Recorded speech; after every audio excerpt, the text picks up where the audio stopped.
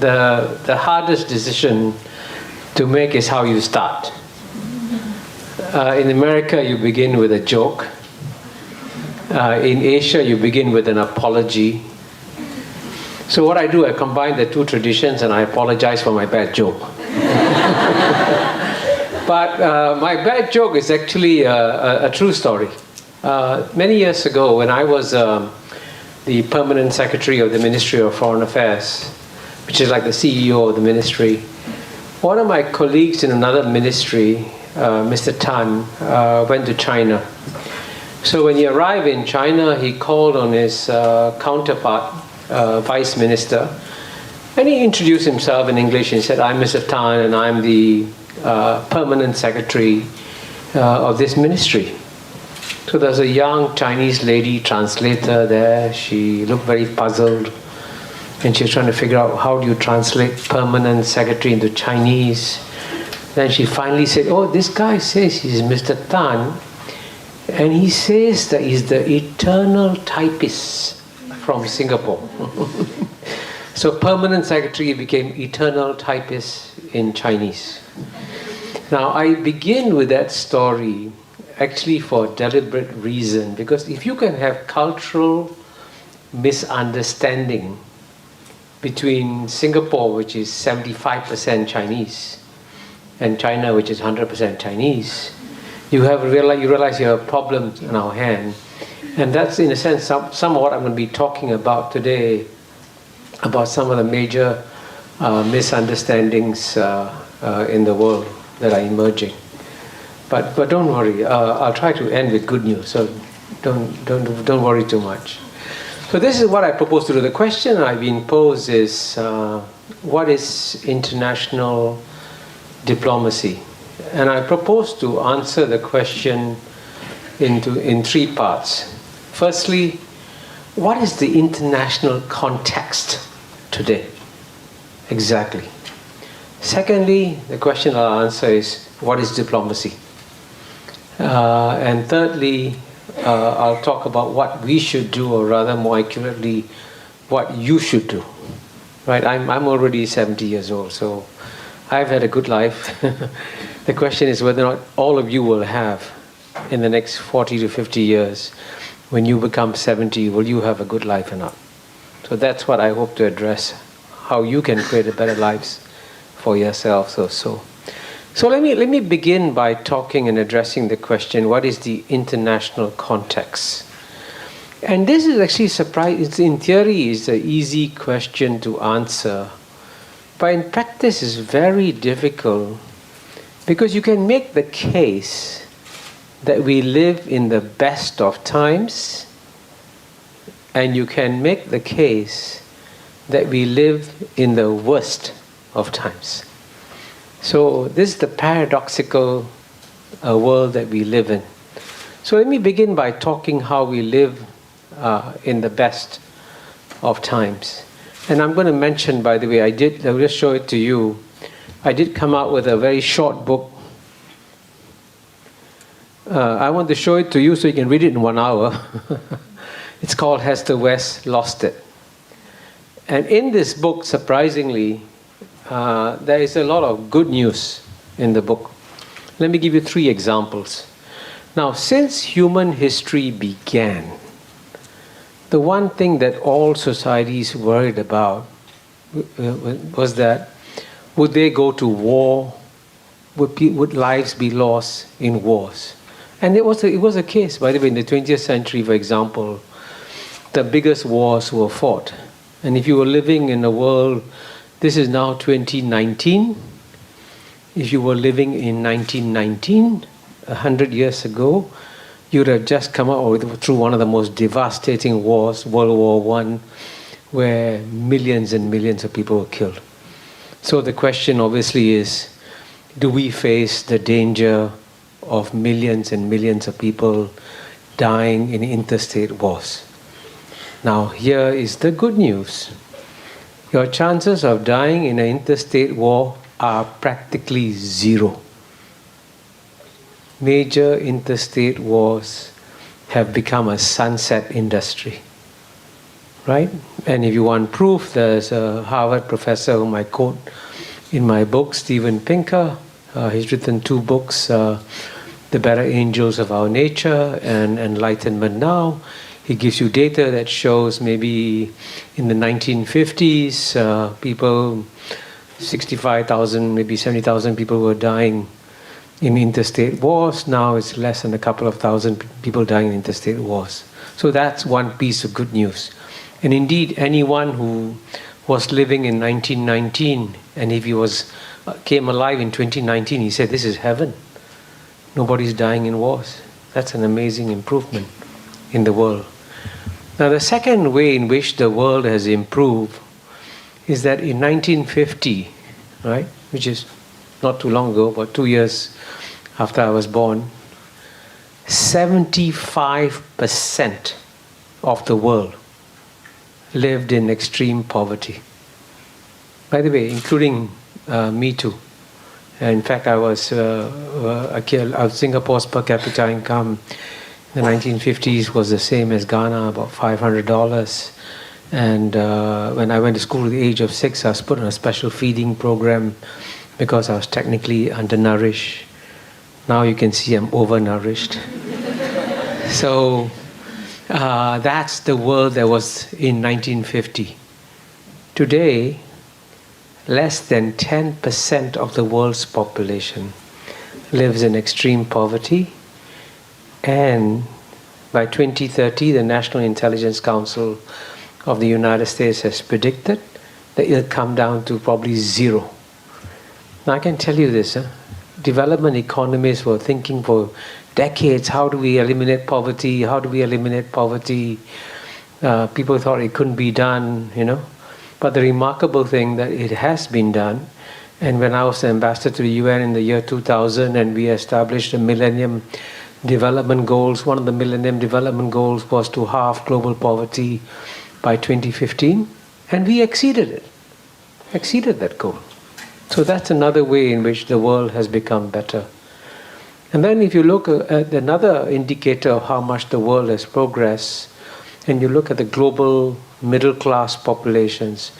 Now I want to emphasize one factor. For most of human history, going back thousands of years, the number of people who would enjoy the kind of comfortable lifestyle that all of you are enjoying would be less than 1% of the population, right? Very tiny. Most people led very hard lives and their life expectancy was 30, 40 years old, you know. But today, the global middle class population is already 1.8 billion out of 7.5 billion. By 2020, it's going to hit 3.2 billion. And by 2030, it will be 4.9 billion. So more than half the world's population is going to enjoy global middle class living standards. And believe me, any future historian looking back at human history over the past 30 years would say that the past 30 years of human history have been better than the past 300 years or the past 3,000 years of human history. Quite remarkable. We live in remarkable times. And the question, of course, is why this is happening, and then I discuss that also in my book, and I speak about it, and it's about what I call one of the things, of course, as you know, the first civilization to succeed was Western civilization, through the Enlightenment, the Renaissance, the Industrial Revolution. Initially, the West used the power to colonize, to dominate the world, but after that, it shared the gifts of Western wisdom with the rest of the world, and over time, the spread of what I call the gifts of Western wisdom have improved the world dramatically. And again, there have been many what I call silent revolutions, like, for example, the spread of good governance throughout the world. Governments around the world, in all your countries, are building things like roads, bridges, ports, hospitals, schools. So there's a progressive improvement in the human condition as a result of the spread of what I call some Western ideas, and the world is getting better and better. So you can see you should all be happy and celebrating and say, hey, we live in the best of times. So now let me give you some bad news. Why do we live in the worst of times. We live in the worst of times because we are actually going to face some very serious challenges, both on the geopolitical front and on the domestic front. Again, I'll give you 3 examples again. On the geopolitical front, I can assure you for sure that in the next 10 years at least, you'll be obsessed between the competition, obsessed with the competition between the world's number 1 power today, which is the United States of America, and the world's number 1 emerging power, which is China. And that will be, in one way or another, will affect all your lives, no matter where you are. And I can say that with some confidence, because one of the reasons why you might notice I'm looking very relaxed today is because I sent off my 88,000-word manuscript to my publisher in New York. It's a book on U.S.-China relations. It'll be coming out in spring next year. Please Google and buy it right away, even before it goes to print. Political front is going to be played out in the military front, is going to be played out in the cultural front, and also in what I call the primacy front. So it's a multi-dimensional struggle that is about to break out between the United States and China. And you'll find that countries will have to choose. I'll give you a very simple example. You're all, so far you notice I've been very good. I haven't mentioned President Donald Trump once. I will be mentioning him later. But just to illustrate to you that this has nothing to do with Trump, even when the United States had a very reasonable, kind, peaceful president like Barack Obama, right? Surely you'll agree he's a very nice guy. But even in his time, when China decided to create something called the Asian Infrastructure Investment Bank, AIIB, and Asia, by the way, needs an infrastructure bank because Asia has got to spend trillions of dollars on infrastructure. China agrees to set up a bank to help Asians build infrastructure. And because China proposes, United States opposes. And sure enough, all the countries got a phone call saying, don't join, very dangerous, Chinese bank, don't join. And sure enough, Australia didn't join, Japan didn't join, South Korea didn't join, but surprisingly, almost all the other Asian countries joined, and even the best friend of United States, well, best friend until last week, was United Kingdom. United Kingdom joined also. And so that was a sign of that's the kind of trouble that you get when a competition breaks out between the United States and China. And more countries will have to make more and more painful decisions on more and more subjects as the conflict, as the competition builds up. So that's clearly one major geopolitical tension that we have to learn to live with. The second one is more delicate, and it's a bit harder to speak about because it's politically incorrect. But there is also, as you know, some kind of geopolitical fault line between the West and the Islamic world, right? And it's, of course, as you know, there have been all kinds of wars in so many Islamic countries that have been going on for the last 2 decades, especially since 9/11 happened in New York in 2001. And I actually know the impact of 9/11 because I was in Manhattan when 9/11 happened, and I know the shock and pain and grief that the American people felt. And as a result of the shock and the pain and grief, the United States reacted angrily. And first it launched a war in Afghanistan. And that war in Afghanistan is considered under international law legitimate because the United Nations Security Council endorsed and said, yes, the United States has a right to retaliate when it is attacked, and so it invaded Afghanistan. But then 2 years later, the United States invaded Iraq, and that war is considered illegitimate because the United Nations Security Council did not endorse that war. In fact, it was my good friend who sadly passed away, Kofi Annan, who bravely said that the Iraq war is illegal, for which he suffered a great deal, but he told the truth. So, but that's just two examples, and since then there have been many other wars also between the West and the Islamic world. And this is another fault line. So I hope in the Q&A period you can ask me some questions on these issues, and I'm happy to discuss them. My only request is please try to think of the most difficult question, because I find the more difficult the question, the easier the answer. The easier the question, the harder to answer. It's a real paradox.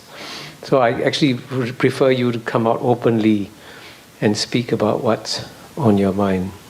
Now, so far, the two challenges I've spoken about are the geopolitical challenges, but there's also a third challenge, which I also actually discuss in my book, Has the West Lost It? And the reason why I chose that title is that what is very puzzling is that the most successful civilization, as I said earlier, has been the West, and the West has always led the world in many ways for the last 200 years. Now what's surprising is that it is Western societies that are not progressing, but regressing. And what do I mean by regressing? I mean that they are electing populist governments. Governments that are, in a sense, instead of working to create international programs that work with the rest of the world, they're creating programs that work against the rest of the world. And this is where, of course, President Donald Trump comes in, because he actually believes that all the institutions of global governance, all the multilateral institutions that were gifts from the West to the rest after World War II, he sees them as being anti-American. So in one way or another, he's attacking every international institution. He's also attacking fundamental principles of global governance, like free trade is good for everybody. He is imposing tariffs, and what's interesting is that he's not just imposing tariffs on China. He's imposing tariffs on the two best friends the United States has, Canada and Mexico, and also on Europe and on Japan. And I just met someone who had a conversation with Gary Cohn. Gary Cohn is a former chairman of the National Economic Advisors Council, I think it's called. And one day Gary Cohn sat down with Donald Trump and tried to explain to him what you call Economics 101. Economics 101 teaches you that tariffs is bad, because that's how you get the Great Depression, and you should actually minimize the use of tariffs, and you should encourage free trade. That's Economics 101. So after he explained that to President Trump said, no, I'm sorry, I'm not going to change. So Gary Cohn asked him, why are you doing this? And Donald Trump replied, I like tariffs. He just enjoys it. It's a weapon. He uses it, and uses it, I must say, indiscriminately. And of course, if this carries on, then frankly, there is a danger for the world. And what's surprising is that we thought we only had one populist leader to deal with. In a few weeks' time, we may have another populist leader to deal with, who might actually outshine President Donald Trump, and his name is Boris Johnson. And if you had told me even 10 years ago that United States would elect Donald Trump and UK would elect Boris Johnson, I would have said no way. But it's a different world. You can see that's coming. So we can maybe in the Q&A talk about why this is happening. So that's the international context. So let me now turn to the second question. What is diplomacy? And here I must say that I was a diplomat for 33 years. And I must say I was reasonably good at it. But when I had to prepare for speaking here, when I had to ask myself, what is diplomacy? The strange thing is that I know how to do it, but I cannot find the words to describe what it is. It's very difficult. It's a very strange profession. So what I did, of course, I went to the font of all wisdom, Wikipedia. And this is the Wikipedia definition. It says, diplomacy is the professional activity or skill of managing international relations, typically for a country's representatives abroad. Now, what does that mean? Right? You don't kind of say. So let me tell you two things about diplomacy. One, I'll try and explain what diplomats do, and then I'll explain the 3 levels of diplomacy. But I must say, this is having in preparing for today's talk, I realized that what the world lacks is a good book on diplomacy. So maybe I'll try and write one after this talk. So what do diplomats do? There are 3 things at least that they do. So when I go, I've been an ambassador. So when you arrive as an ambassador or as a diplomat in a country, the first thing you need to do, of course, is to understand the country. To persuade people that my country is the best country in the world. So that's what you do. And you can be quite innovative in the ways you do it. Let me give you an example. When I was ambassador to UN, my counterpart then was a French ambassador before he came to New York. He was the French ambassador to Netherlands, and when he arrived in Netherlands, he wanted to make sure that everyone in Netherlands knew who he was. So he went around Netherlands asking, who's the most popular person in Netherlands? Who's the most famous person in Netherlands? So you might think he's looking for maybe the philosopher or the fashion designer or whatever. And instead he found that the most popular person in Netherlands was the cycling champion. Netherlands, as you know, is a country of bicycles. If you've been to Amsterdam, you don't get run down by cars in Amsterdam, you get run down by bicycles. It's a fact. So the cycling champion of the Netherlands was the #1 hero in Netherlands. So of course what the French ambassador did was to convey a French award on the most popular person in Netherlands, and everyone in Netherlands thought, gosh, this French ambassador is so wonderful. So he succeeded in his mission of marketing his country. But that's an example of what a diplomat can do. And of course the third thing that a diplomat does is to solve problems. And it is not a secret. Many countries have issues, bilateral problems, bilateral issues, and they have to sit down and talk to each other and find solutions. So that's also what diplomats do. Now this might seem like something so obvious, right? If you have a problem, you should sit down and talk about it, right? You all agree, right? Does anyone disagree? Nobody. Well, why do you disagree? Hello. I don't necessarily disagree. It's just sometimes you sit down and talk with someone. When you hear something, you need to be ready to listen, and some people aren't ready to listen. So sometimes talking with the wrong people exhausts you. It's just not very tactical always. So I don't fully disagree. There's a clause. Okay. Yeah. Partially disagree. Okay. Yeah. But anyway, the reason I tell that story is, diplomacy was invented. And by the way, you all know that diplomacy is the world's 2nd oldest profession, right? By the way, do you all know what the oldest profession is? Okay, I won't say it. It is, but there's no relationship between the world's oldest profession and the world's 2nd oldest profession. So anyway, diplomacy was invented not to enable you to talk to your friends. Diplomacy was invented to enable you to talk to your enemies, because the most important part of being a diplomat is that when you arrive in a capital as a diplomat, you get diplomatic immunity.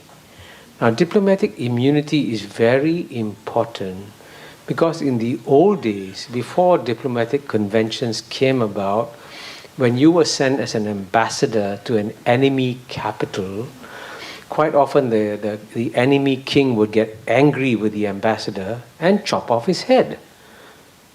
This is quite common in the old days. Ambassadors would get their heads chopped off. It was a difficult job to do. But over time, we realized that was very stupid because if you chop off the heads of ambassadors, then you can't talk to the ambassador, right? Without his head, it's very difficult to talk to him. So developed the concept of diplomatic immunity. Now, I want to emphasize this concept of diplomatic immunity because the concept of diplomatic immunity makes it very clear that the only purpose of diplomacy is to talk to your enemies. Now, this is commonsensical, and virtually all countries follow this principle except one country. That one country is the most advanced, developed, modern country in the world. It is the United States of America. Now, why is it the United States of America? Because every country believes you should talk. If you have an enemy, you establish an embassy in that country. United States has declared Cuba as an enemy. It doesn't have an embassy in Cuba. The United States says that Iran is an enemy. It doesn't have an embassy in Iran. It says that North Korea is an enemy. It doesn't have an embassy in North Korea, which goes against all the fundamental principles of what diplomacy is supposed to be about. It's supposed to enable you to talk to your enemies, which is why I think that President Donald Trump should be praised for talking to the North Korean leader, Kim Jong-nam. Right? That was a very wise thing for him to do. Right? And of course, as you know, he was criticized for doing that. And people say, why is he doing it? Why is he talking to a dictator? But that's the whole point. You don't talk to people who are like you. You talk to people who are unlike you, who are the opposite of you. And that's what diplomacy is about. And so solving problems is also what diplomacy is all about. But at the same time, I can also tell you that there are many other levels of complexity, because in today's world you have many, many types of diplomacy, and I notice in your program you're talking about different types of diplomacy, but I'm going to talk about 3 different levels of diplomacy, and they're very different actually. The first level is bilateral diplomacy within 2 countries. The second level is regional diplomacy, and then the third level is multilateral diplomacy, like what you do at the United Nations and so on and so forth. And I have done bilateral diplomacy, I have done regional diplomacy, I have done multilateral diplomacy, and all 3 are very, very different. So even if you take, for example, I had 3 bilateral postings as a diplomat. First time I went to Singapore's Chargé d'Affaires to Phnom Penh, Cambodia. It was by far the most exciting posting I had, because when I was there in Phnom Penh from 1973 to 74, the city was shelled every day by the Khmer Rouge that was surrounding the city. So once I was in my house, and we had French working hours, because the French had Cambodia was a French colony. You had siestas in the afternoon, so I went home for a siesta, and some dissident pilot decided to bomb the palace, near where I was staying. So when the 500-pound bomb fell on the palace, my bed went up in the air, threw me up in the air. I fell down. I ran down to under the staircase. By the way, if you're ever in a house that is close to a bombing goal, and then we got divorced, and after we got divorced, we continued to live in the same house. We couldn't move away. So we have a neurotic relationship. So when I became the Deputy High Commissioner there, I was treated with some degree of distrust, suspicion, so on and so forth, which is normal. And then from there I went to Washington, D.C., and in Washington, D.C., Americans love Singapore. So I went from a city where I was treated with distrust and suspicion to a city where everyone loved me. So I'm telling you this story so that, diplomacy depends a lot on context, right?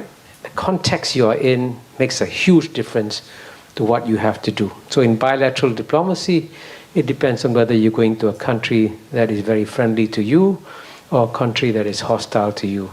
But my recommendation to you is if you ever have to choose a posting in a country that is hostile to you.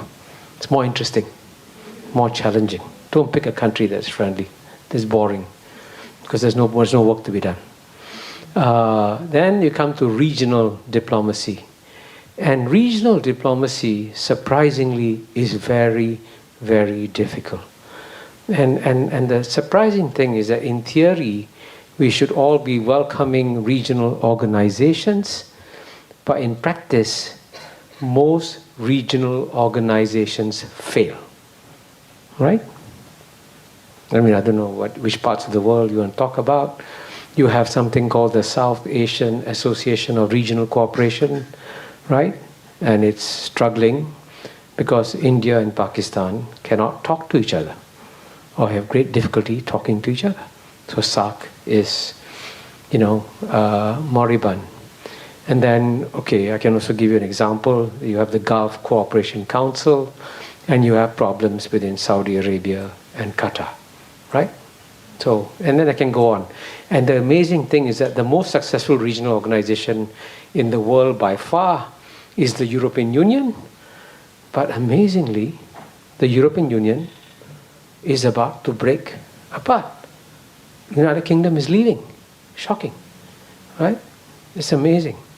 So, which is the one regional organization in the world that is now the most successful regional organization in the world? Huh? ASEAN, of course. Good answer. Absolutely correct. It was, by the way, ASEAN was founded in Bangkok, here, on August 8th, 1967. And I can recommend to you a book called The ASEAN Miracle, which I co-authored with a friend of mine who lives in Bangkok. And the amazing thing about ASEAN is that ASEAN was designed to fail. Why was it designed to fail? Now, you know that there are 7.5 billion people on planet Earth, right? Now, you can travel to any corner of planet Earth. You can go to Latin America, you can go to Africa, you can go to Central Asia, you can go to Europe, you can go anywhere.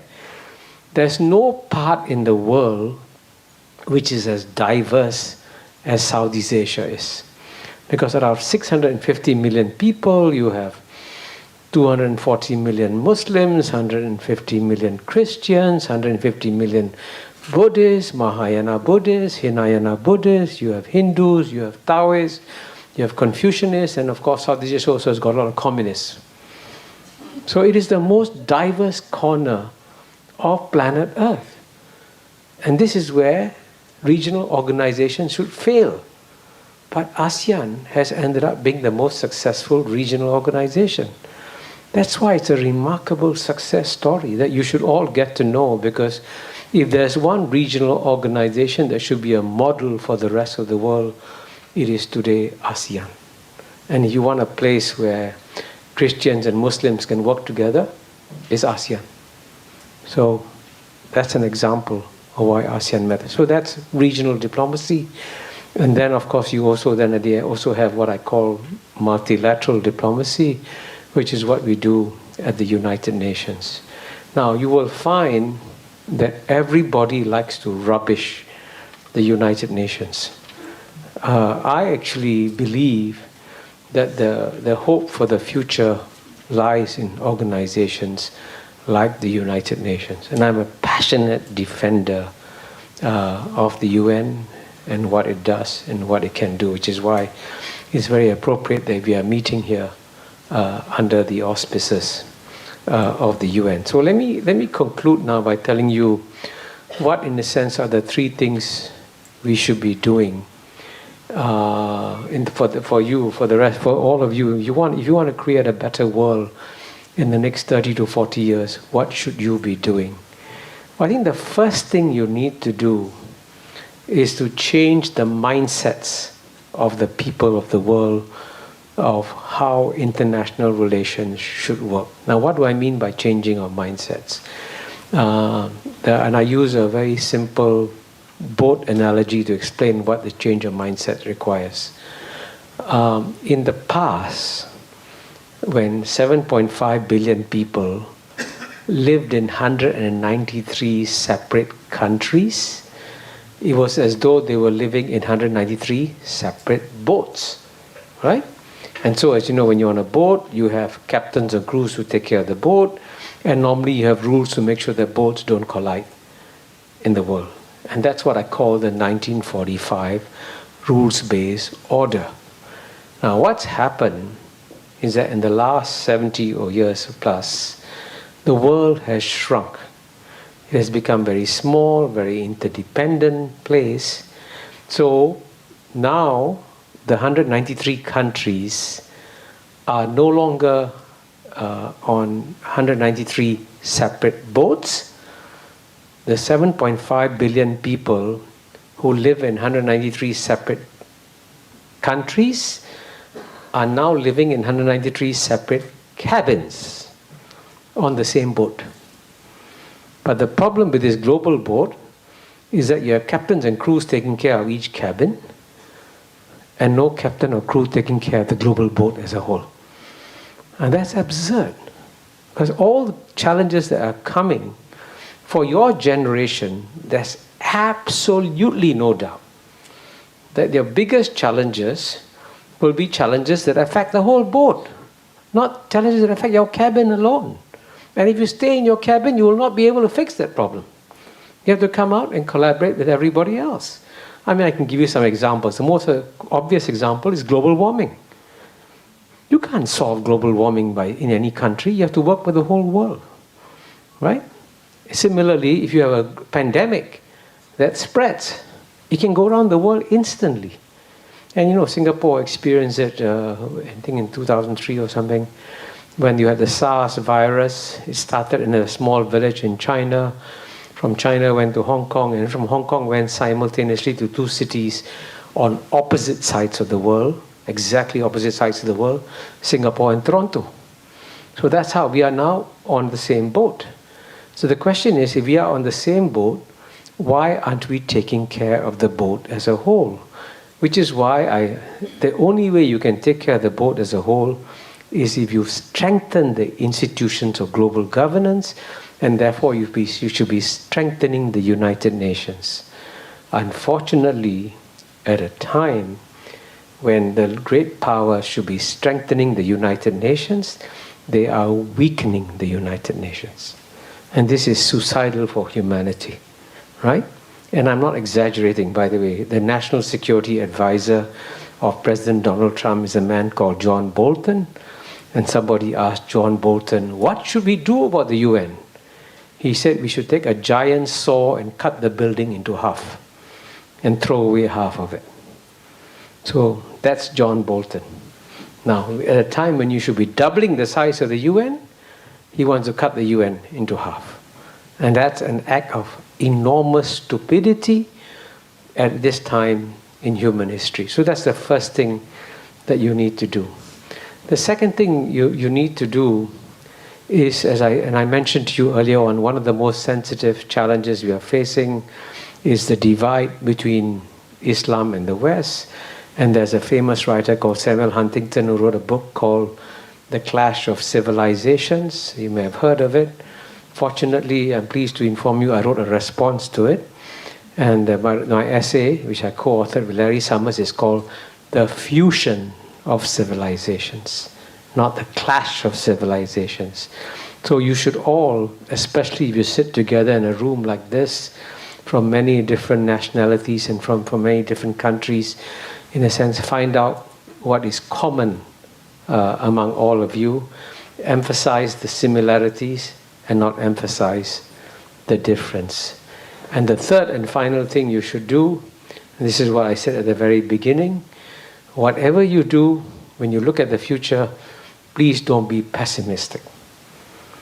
You must retain your optimism and continue to believe that you can make the world a better place, because when you consider how much the world has improved in the last 30 years, there is absolutely no reason why you all cannot do a better job than my generation did, and make sure you do an even better job in the next 30 years. Thank you very much.